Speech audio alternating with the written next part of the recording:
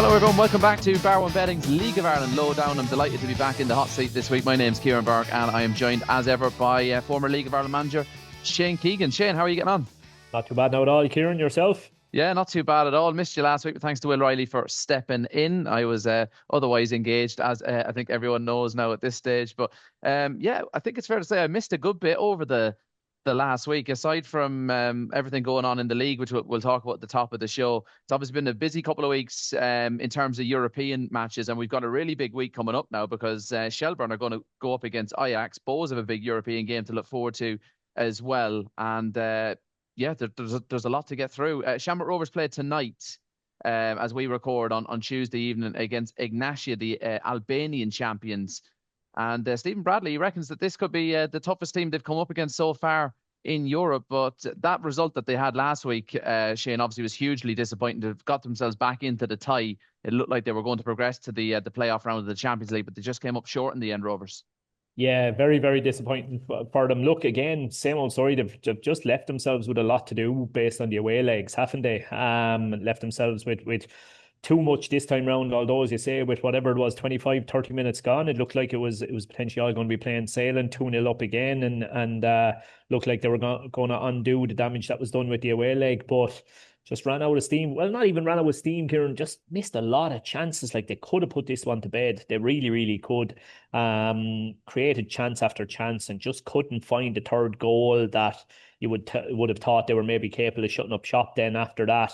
And then because they had to keep coming forward and looking for more goals, they get picked off by the opposition on the counter-attack going the other way. And then, now you're scrambling with 15, 20 to go, trying to find that goal and just weren't able to come up with it. They'll be really disappointed with it. Look, look, Stephen obviously is going to pay respect to the opposition as he should do, but this looks reasonably manageable on paper, I would have thought.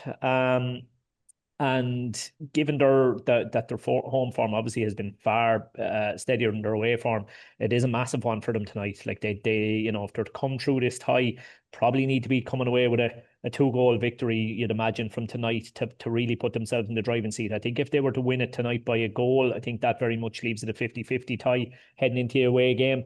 And if they don't come up with a victory at all tonight, if it's a draw or a loss, well, then I think they'd very much be up against it in the second leg. Yeah, it's such a shame, as I said, that they couldn't get the job done against the Armenian team that they played in the previous round, because we haven't had a League of Ireland team in the Champions League playoff round since Dundalk in 2016, and this looked a great opportunity for Rovers to have a proper crack at maybe getting into the Champions League. But look, hopefully they'll get into either the Europa League or the Conference League at a minimum. A couple of glamour ties to look forward to then later in the week. Bohemians going up against Michelin, and as we touched on, Shelbourne supporters on their way to Amsterdam, of all places, to take on the mighty Ajax.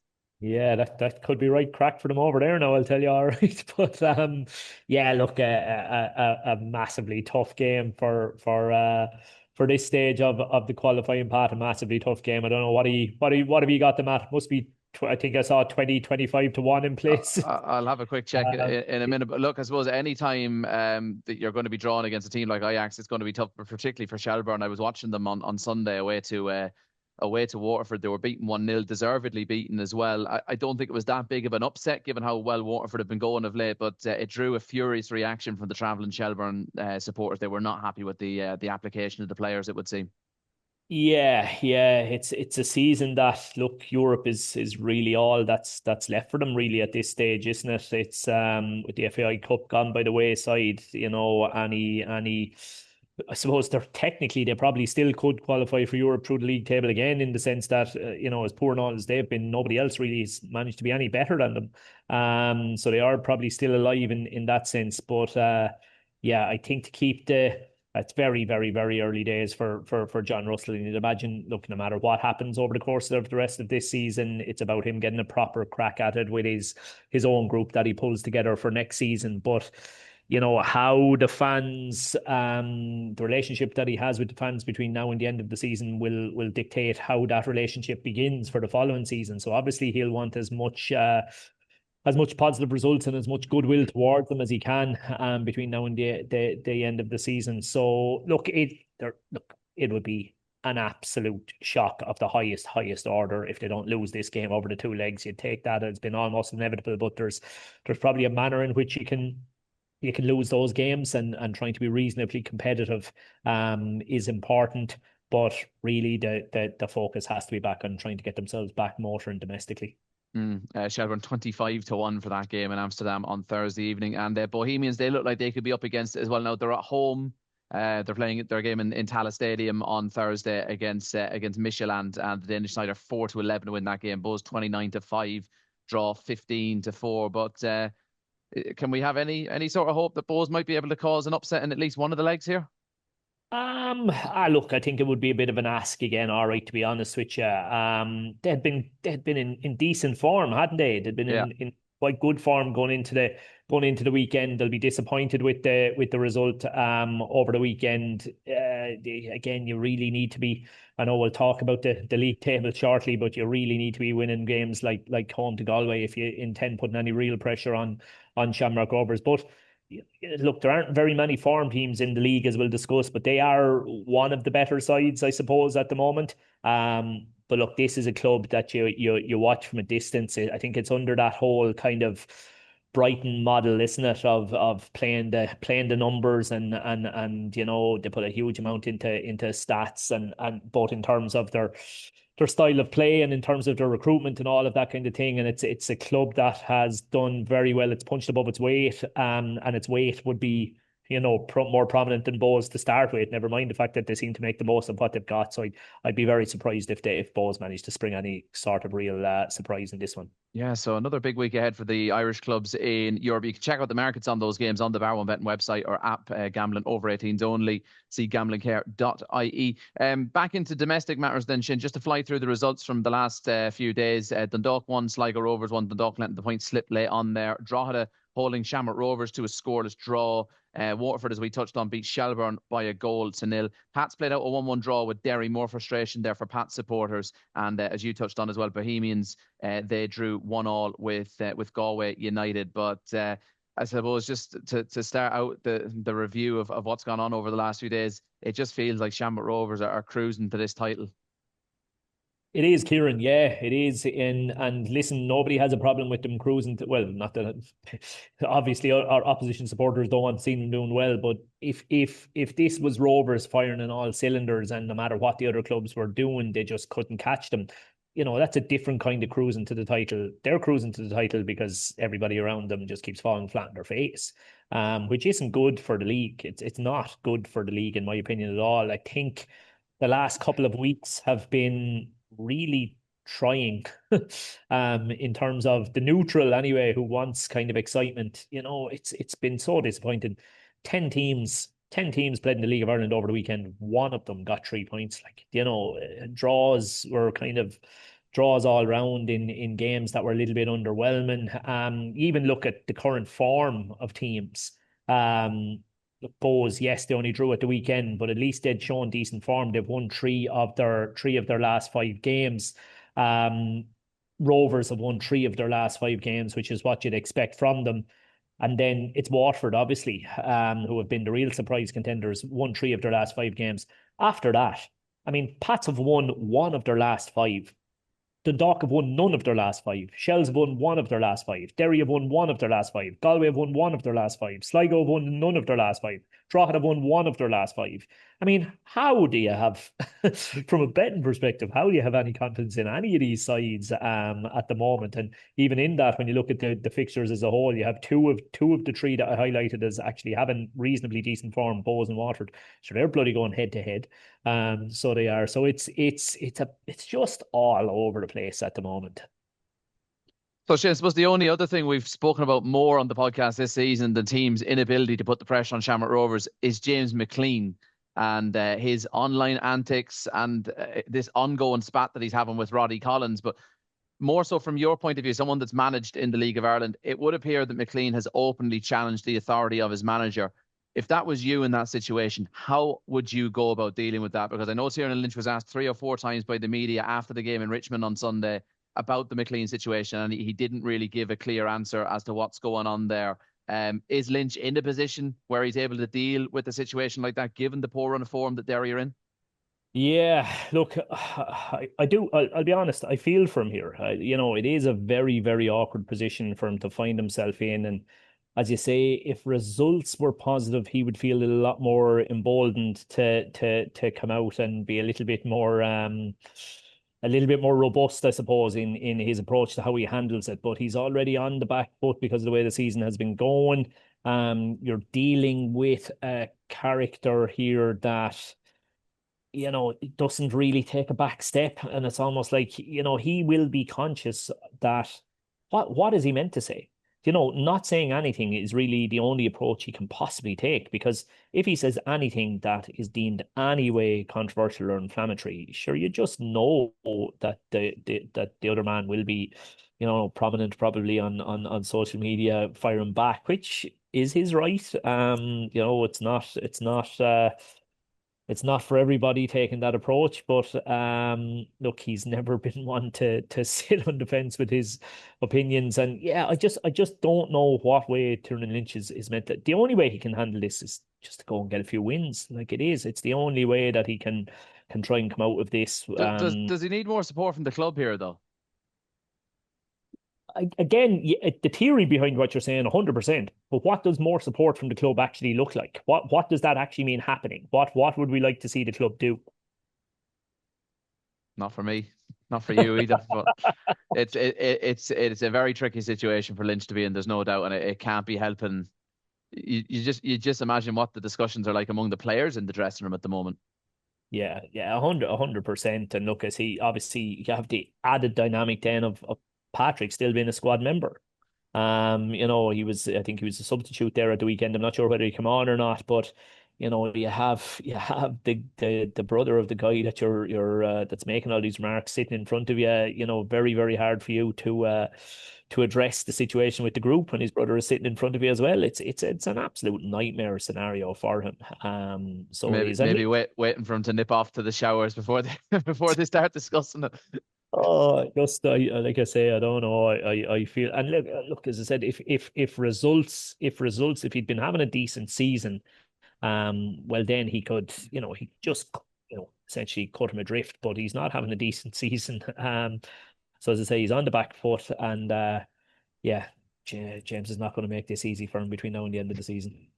We'll move on to start looking ahead to this weekend's games, and we'll actually start with Derry because they've got their derby against Sligo Rovers coming up on Friday night. And just on another, I suppose, media theme, the new Sligo Rovers manager has gone in there, Darren Parse, and they picked up a point in Oriel Park on Friday night. But I thought his post-match interview was actually very interesting. He came out and he was very critical of his players, particularly the players in the forward area. And I just wonder if he's trying to light a fire under those Sligo players to try and ignite something in them. Did you catch that interview? What was your take on it? Yeah, I did. I agree with you. I thought it was an unusual approach to take. I was surprised with it. To nick a point under those circumstances, he would have had a very, very easy narrative to build if he wanted to jump on the positives. But look, I don't know the guy. The early signs would be that he's going to be similar to Coughlin, another abrasive character by the looks of things. And he's there are arm around the shoulder is the approach that others take where others prefer the stick. And this man seems as though he's going to wield that stick until he gets the response that he wants from the players for sure. But yeah, it is a decent point on the surface of things for them there, really. A rather fortunate point from the bits I saw, though. I think the Dundalk goalkeeper Brendan Minogue won't be too pleased with his role in the equaliser. I think Dundalk were the much better team up until that point, but Dundalk just seemed to have got into a habit of dropping points of late. But Derry Sligo Rovers, it's probably very difficult to have great confidence in either. It is. It's mad, Kieran. We already spoke about the lack of form that clubs currently have. On top of that, if you look across the five fixtures that are on this weekend, if you were to take this is obviously the third time that they play each other. If you were to take the first two times they've played each other as an aggregate scoreline, let's say across the two games, there's no more than a goal between any of these five sides. No more than a goal between any of the five. It's been ridiculously tight between them. So obviously today, if you're looking at Derry with a 2-1 win the last day that they were home to Sligo, and then it was 0-0 in the showgrounds when they played each other later in the year. Yeah, again, it's I've spoken to you before that sometimes you're looking for informed teams to back, and other times you're just looking for somebody playing a very out of form team. And Sligo are they're really going to find it tough from now to the end of the season, given that pick up in Waterford's form. The new manager bounce is hard to get when you're lacking in quality, and they are lacking in quality, and obviously having lost a couple more players in the last while, the most prominent one in Will Fitzgerald.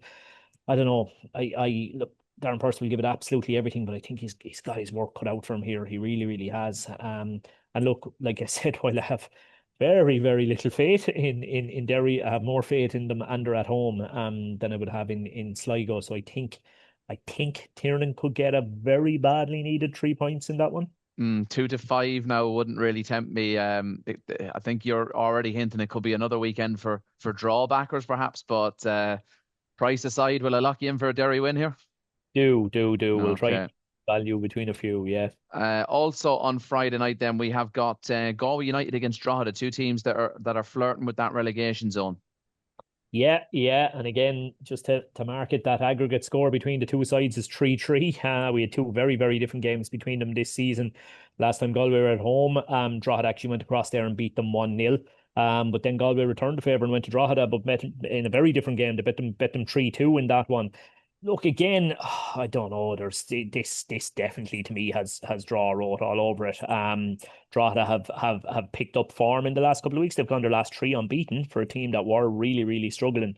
And they've had to do that at the right time because as we're aware, Waterford are coming like a train behind them, looking to overtake them.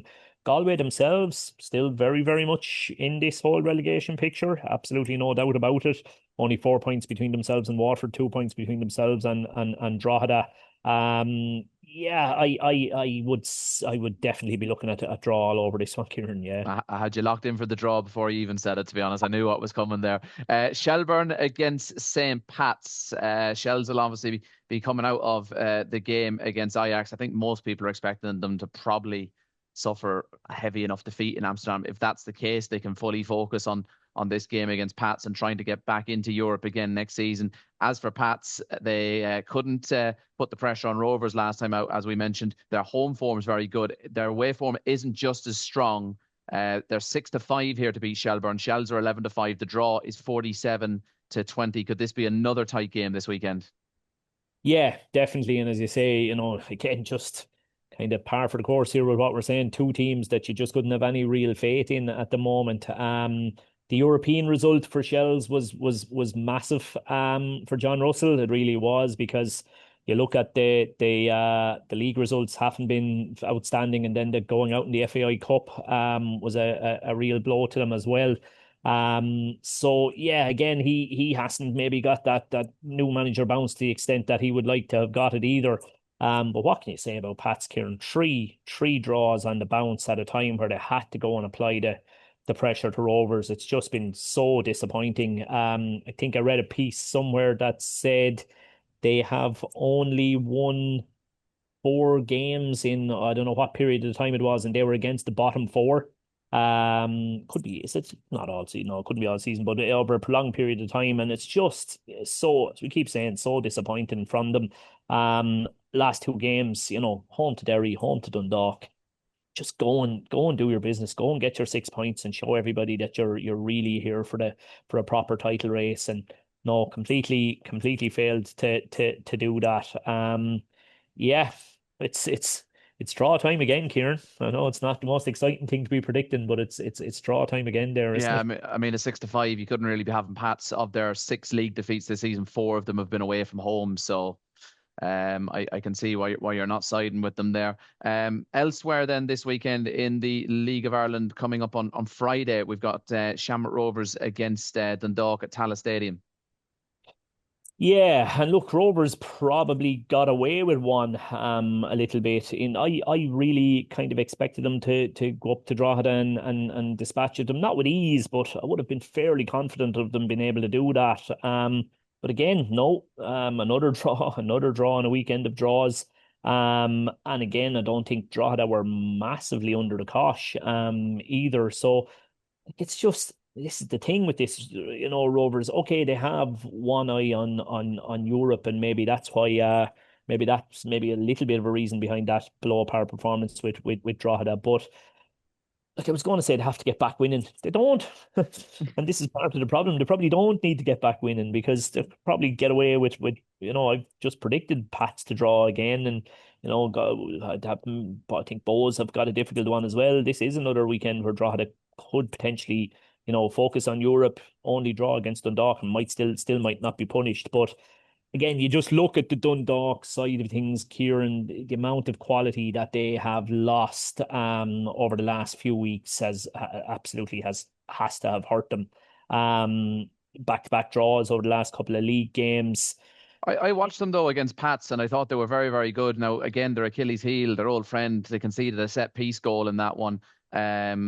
And I didn't see as much of the Sligo game, but by all reports, they were well on top and probably should have got the 3 points. So they've responded really well to losing those key players. Young Dylan, I was listening to you and Will last week. He's come in and he's made an impression already. So they've done well in this fixture as well this season as well. They held Rovers to a draw in Tala early in the season, and they beat Rovers in Oriel Park. So I think, particularly with Rovers having hopefully a good first leg result in Europe this week and a second leg to come, could be an opportunity for Dundalk here. Yeah, it's not a bad shout. You're talking me out of my talking me out of my predictions. Looking at it earlier, I did think that as I say, just with those losses at Dundalk and I mean Rovers, yes, they have to and this, look, I'm repeating myself because I said this last week and I was proven wrong last week. Maybe I'll be proven wrong again. But for me, I'd be looking at the players who have been left out of European games and saying, okay, here's your start. Okay, there's a second leg to come. If you really want to make a point and want to get yourself into the starting team for the second leg, well, go and give us a man of the match performance in this league game. And I think that's the way the players have to be approaching it. They can't be sulking over not being in the more glamour ties. And look, I'll go with them again to hopefully do that and stick their hand up for a European jersey by delivering a good performance on Friday night. That's fair enough. 4-6 Shamrock Rovers, that wouldn't really tempt me. I think Dundalk look a big price at 15-4. The draw there is 29-10. Just to know, these games they are kind of all spread out over the weekend. I know I've not gone in chronological order there. Just to be clear, Derry Sligo Friday, Galway Drogheda Friday, Shamrock Rovers Dundalk Friday. We've already done Shells Pats. That's going to be on Sunday at 5 o'clock. That just leaves us with Waterford against Bows, and that game at the RSC is 3 o'clock on Sunday. A bit of an old-fashioned feel to it, but this is going to be a very tricky game for Bows, no matter what happens in Europe, because Waterford are flying right now, Shane Keegan.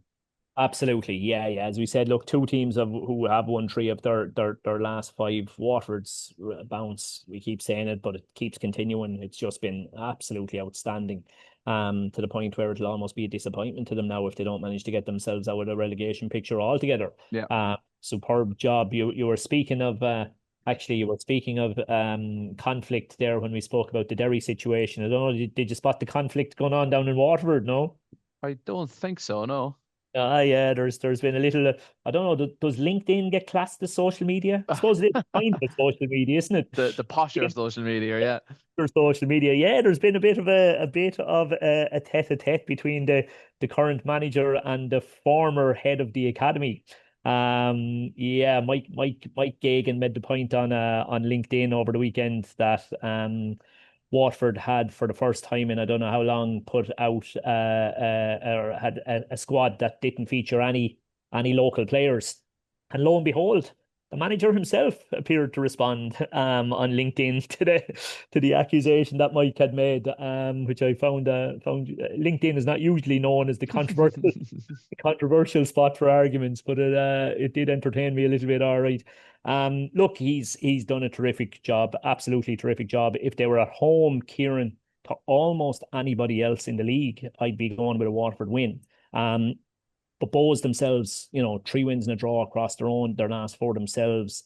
I think they've been decent. And yeah, I draw. Let's just stick with it all around. It's another one that I can't, I can't see very much between them. I really can't. Yeah, I thought you were going to go for a Bows win there, and I cannot, again, at the prices there. Bows 17-20, going down to an informed Waterford team off the back of a European game. I couldn't have them at that price. So maybe splitting the difference isn't the worst idea there. So just to recap on Shane's 5 selections for this week's League of Ireland action, he's going with a Derry win, a much needed Derry win at home to Sligo Rovers. He's going for a draw. He's going for a few of those this week between Galway and Drogheda, a draw between Shells and Pats. He's going for a Shamrock Rovers win at home to Dundalk. He's going for another draw between Waterford and Bohemians. And if you were to build that 5-fold ACCA on the Bar One betting app right now, it would pay out at over 107 to 1. So you can build that right now on the app and online. Again, a reminder, gambling for over 18s only. See gamblingcare.ie.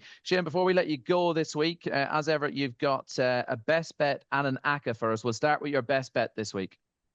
Yeah, the game we finished with there, the Watford Bows game, Kieran, it does look to me like potentially being the tastiest game of the weekend.